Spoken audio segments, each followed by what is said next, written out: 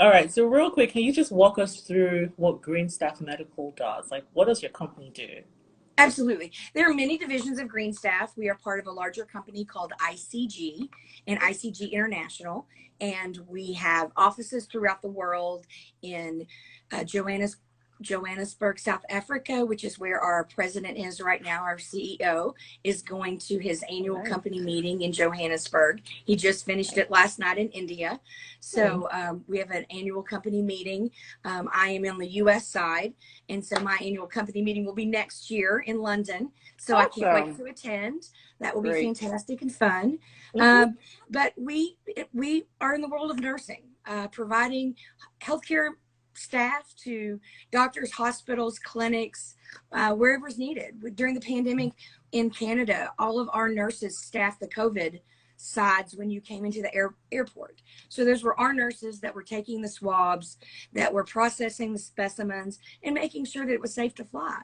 So we Right. have a large obligation, a global obligation to help in the world of nursing and healthcare.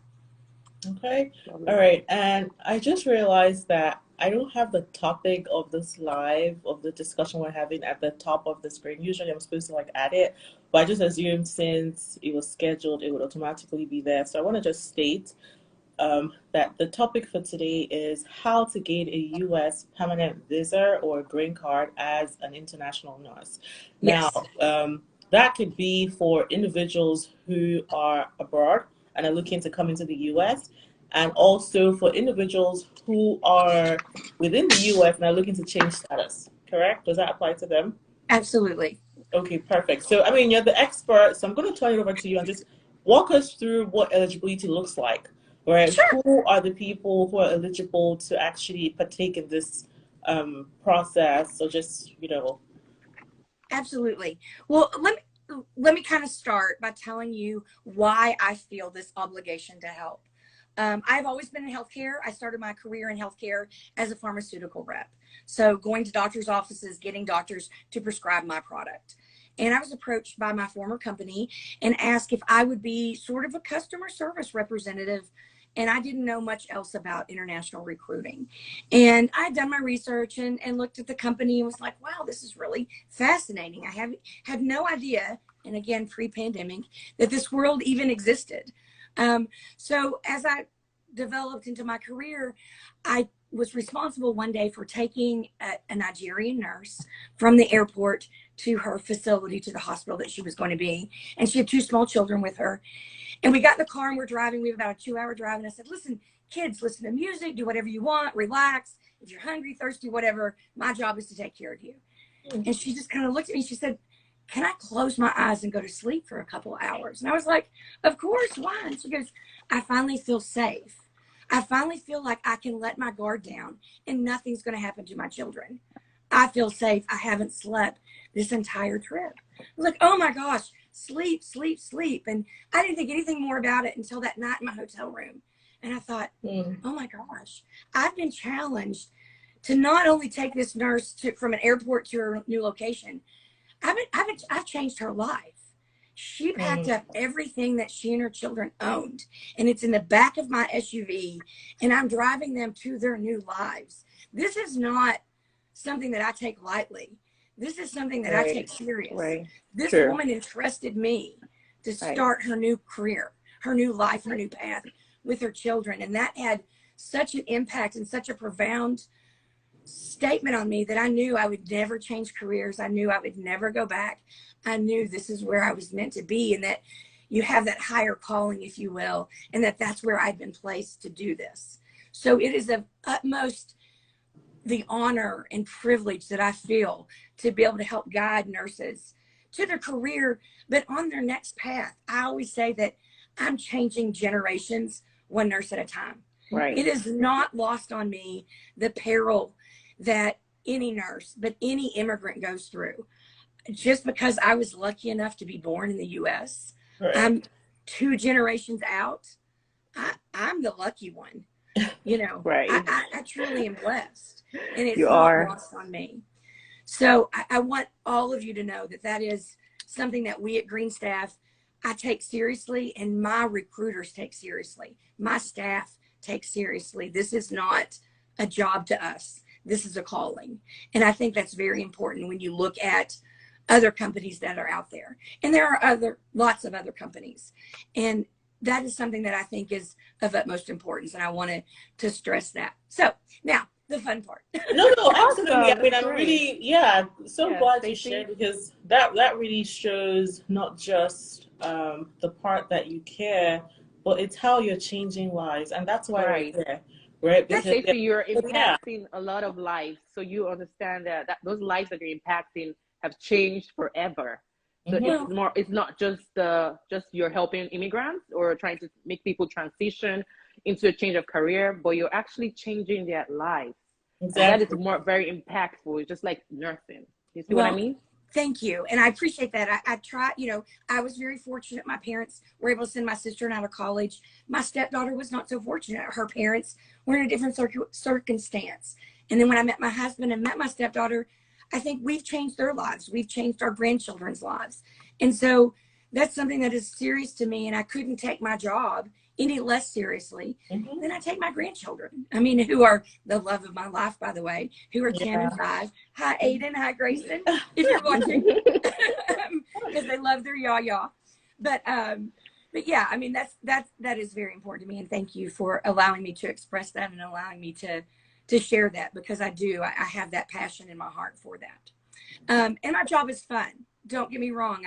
It's stressful, but it is a lot of fun. I love it. And that is It's great to have exciting a to me. job that's fun and loving at the same time. So Yeah, you have to. And, totally and obviously understand. you guys love nursing, or you wouldn't have gone through this journey, this difficult thing to get where you are. Right. Sure. I You're mean, right. you would have You have to taken have the an easier passion for it. path, Yeah. right? It's not an easy path. No, it's Okay. not. All Yeah. right. So No, Stacey, just like walk us through, like, for individuals who are interested, who want to go through this process, sure. what is the eligibility, stands? Like, what boxes do they need to check before they can actually even show interest or say, yes, I'm fit for this process? The biggest thing for us, it depends on where you are in your process. We can take you if you're an EB3, so if you're an immigrant in another country wanting to come to the US as a nurse. If you're a registered nurse in another country, all you need to do is where to start your journey is to take the NCLEX. And that is it doesn't matter if you were educated in the US, if you were not educated in the US. To work as a nurse in the US, you have to take the NCLEX. There is no way around it. I get calls all the time. Can I take it? No. You have to take the NCLEX. And if you're a nurse who is educated in the US, obviously you can take the NCLEX here in the US. If you are educated outside the US, you cannot come to the US and then take your NCLEX. That is part of what you will need to migrate and to immigrate to the US. Is you will have to, if you're coming here as a nurse, you will have to take the NCLEX before you can be interviewed and pass your visa screen. That is a requirement. Okay. So if I'm understanding you correctly, this is for individuals who have gone through some form of nursing education. Okay. Correct. So Correct. you've either gone through nursing school or you're currently a nurse, and you need to sit for the NCLEX, or you might have already taken the NCLEX and then you would be eligible for this process. Correct. Okay. Correct. To be a nurse in the US, regardless of your education status, the NCLEX comes first. Okay.